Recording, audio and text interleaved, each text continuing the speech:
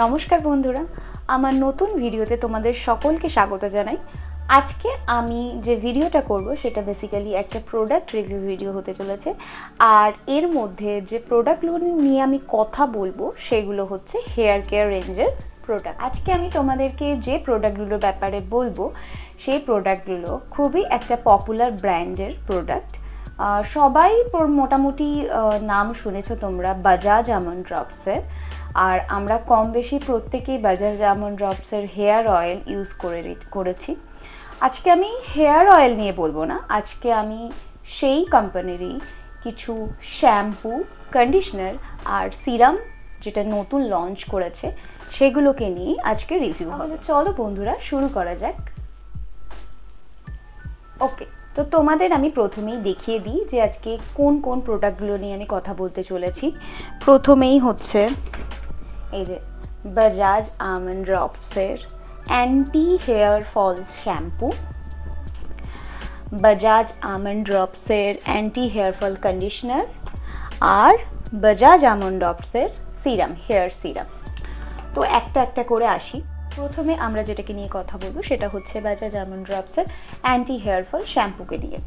তার আগে আমি জানিয়ে দিতে চাই আমার স্ক্যাল্প হচ্ছে ভীষণ অয়েলি আর স্ট্র্যান্ডসগুলো হচ্ছে ভীষণ ফ্রিজি টাইপের, ঠিক আছে? তো এবার মানে ভীষণই কমপ্লিকেটেড একটা বিষয় শ্যাম্পু চুজ করা। তো সেই কারণে আমি একটুখানি মানে চিন্তা করেই এটা ইউজ করছিলাম যে চুল আবার উঠে যাবে না তো বা কিছু সমস্যা করবে না। তো প্রথম এক দুবার আমি ইউজ করার পর আমি সত্যি এটা ফিল করলাম যে চুলটা সত্যি নরম হয়ে যায় আর ম্যানেজেবল হয়ে যায়। মানে আমি এই মানে চুল ম্যানেজ করার জন্য, এই ফ্রিজ কন্ট্রোল করার জন্য যে কী কী ইউজ করেছি তার ঠিক নেই, কিন্তু আমি সত্যিই দেখেছি যে শ্যাম্পুটা মানে শ্যাম্পু করার পর মানে পর থেকেই হালকা হালকা শুকনো অবস্থা থেকেই বোঝা যায় যে চুলটা ভীষণ নরম হয়ে গেছে এবং ভীষণ ম্যানেজেবল হয়ে গেছে। হ্যাঁ, অ্যান্টি হেয়ার ফলের যে ব্যাপারটা, আমার এখন খুব একটা হেয়ার ফল হচ্ছে না। তো মানে হেয়ার ফলের ক্ষেত্রে আমার মানে আমি সেরকম কোনো সুরাহা তো দেখতে পাইনি। আদৌ হয় কি না আমি বলতে পারবো না, কারণ যেহেতু আমার হেয়ার ফল এখন হচ্ছে না। তবে যদি হেয়ার নরম চান আপনারা বা সুন্দর মানে একটু ম্যানেজ করতে চান বা এই যে ড্রাইনেস যেটা বা এখানে যে শাইনি ব্যাপারটাও রয়েছে, এটা কিন্তু মানে এই শ্যাম্পুটার জন্যই হয়েছে। এর আগে ছিল না বলবো না, ছিল, বাট এটার পর আমি দেখেছি যে ভীষণ চুলটা নরম হয়ে যায়, মানে ম্যানেজেবল হয়ে যায়। তো সেই কারণের জন্য আমার বেশ ভালো লেগেছে শ্যাম্পুটা। তো শ্যাম্পুর পর এবার আসি কন্ডিশনারেতে। কন্ডিশনারটাও খুবই সুন্দর লেগেছে আমার। মানে আমি ভাবতে পারিনি যে এটা এত সুন্দর চুলকে সিল্কি করে দিতে পারে। তো ভালো, মানে আমারও এটা ভালো লেগেছে। মানে অন্যান্য ব্র্যান্ডও আমি ইউজ করেছি, তার সাথে টক্কর দেওয়ার মতো খুবই ভালো।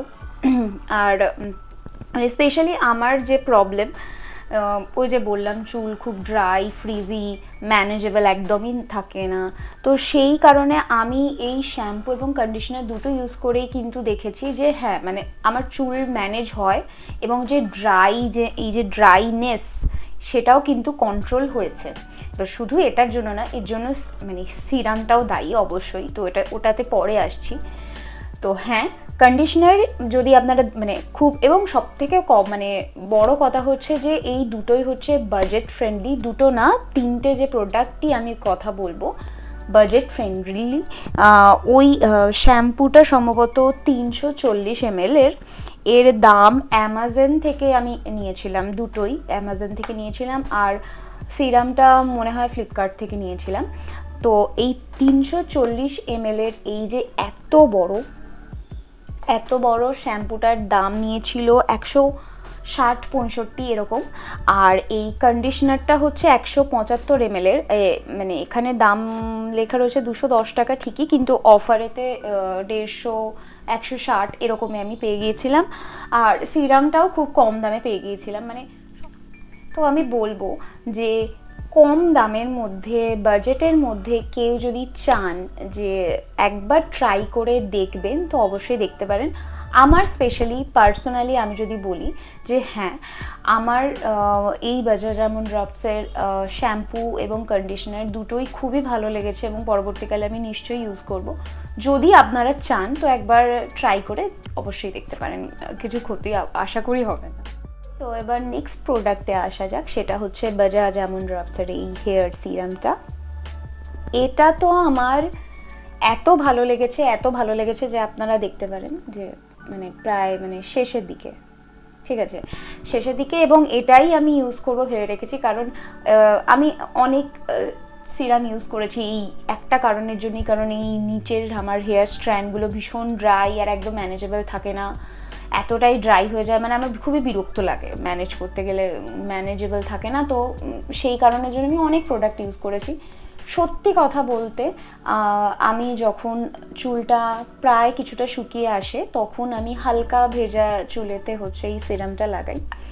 সিরামটা নন স্টিকি, আর এখানে লেখা রয়েছে যে 48 আওয়ার্স ফ্রিজ কন্ট্রোল।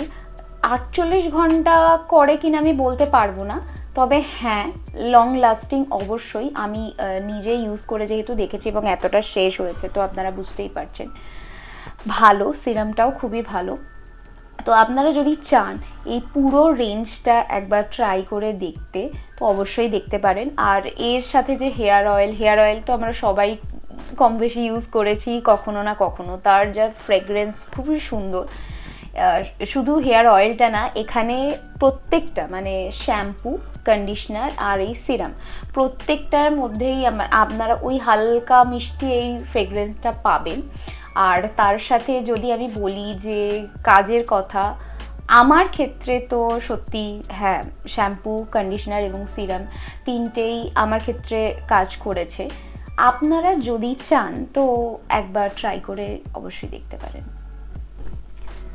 ভিডিওটি ভালো লাগলে লাইক করতে ভুলবেন না, আর আপনি যদি চ্যানেলে নতুন হয়ে থাকেন তাহলে অবশ্যই সাবস্ক্রাইব করে দিন, কারণ পরবর্তীকালে এরকম অনেক ভিডিও, অনেক হেল্পফুল ভিডিও আসতে চলেছে। আর যদি আপনাদের কিছু বলার বা জানার থাকে কমেন্ট করতে ভুলবেন না। আজকের মতো এই পর্যন্তই, দেখা হচ্ছে পরের ভিডিওতে। বাই।